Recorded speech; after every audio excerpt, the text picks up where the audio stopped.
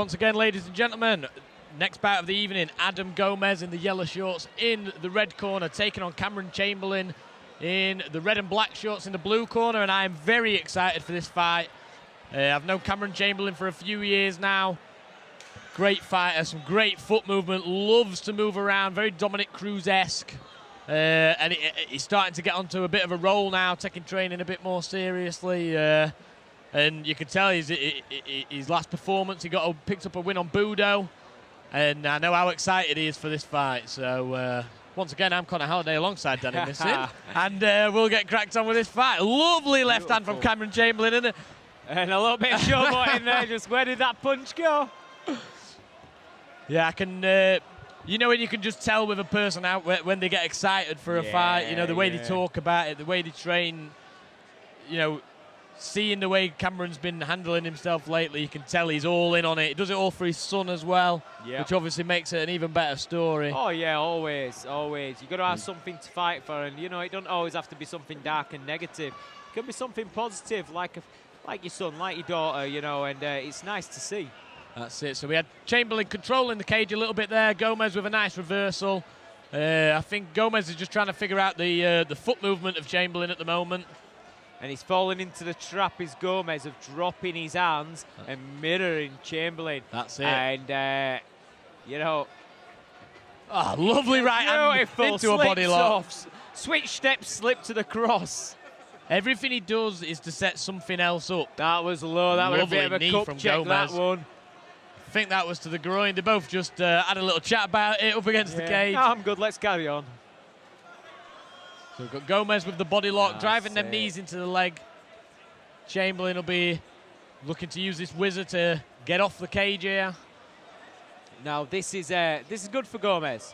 You know, it's like he's trying to catch a fly, isn't it? Yeah, well, he's settling the pace down a little bit and you know, pushing it into Chamberlain now, taking away the foot movement. That's what these knees are doing for anyone.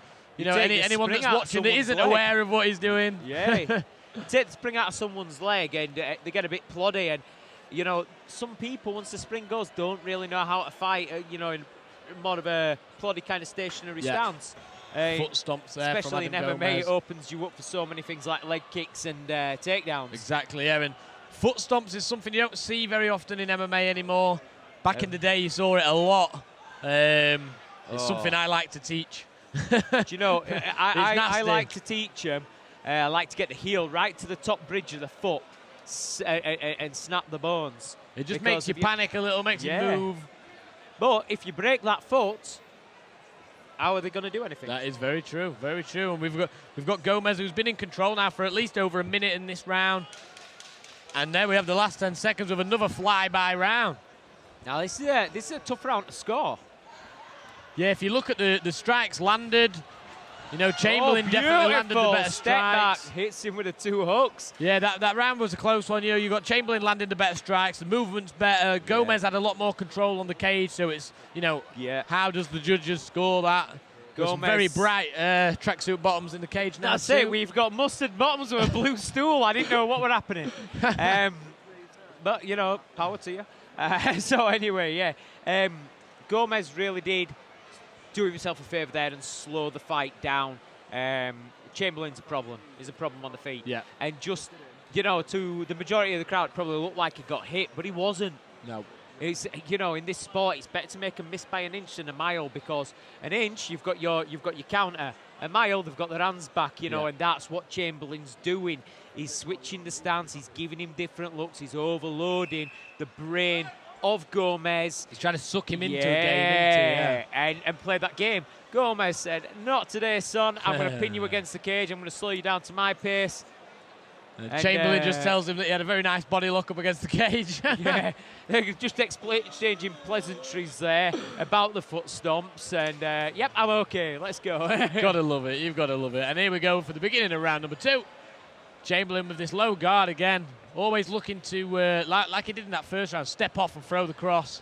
That's beautiful lateral movement. Just two little, no big steps, just little shimmy, little shimmy.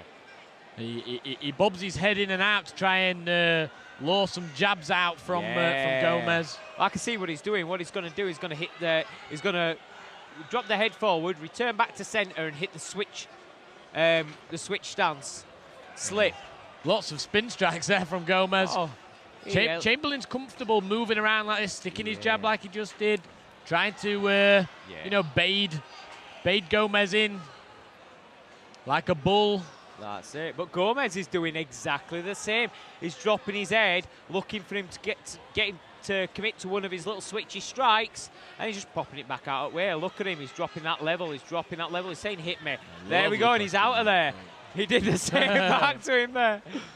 Not with as much character, but you can tell this is two lads that are excited to fight. He rushes in for that double leg.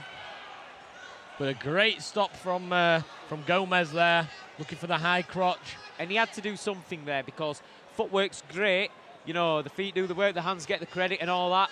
But footwork without anything behind it, you may as well be dancing. Yeah, you've got to be landing them shots. He fell a little bit stale there for a bit, did Chamberlain. He wasn't striking as much. Maybe what we alluded to in the last fight.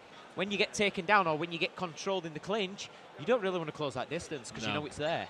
And we get a takedown from Chamberlain there, so now we get to see the jiu-jitsu game of these two. We've seen the wrestling, we've seen the striking, and now we get the jiu-jitsu, Danny. Gomez, one thing that I don't like to see it personally, but if it works for you, great. Just a little shots to the body from the back. Yeah. I think that, you know, the fence is there. You should be putting everything into pushing that head away and just getting your back flat to the fence so they can't take you back. Chamberlain takes mount now. Looking to frame off on the face and land some strikes is Chamberlain. And some big strikes from Cameron. And he jumps on the back and he slams that choke straight in. Cameron Chamberlain's in tight. Gomez And taps. And what a win for Cameron Chamberlain.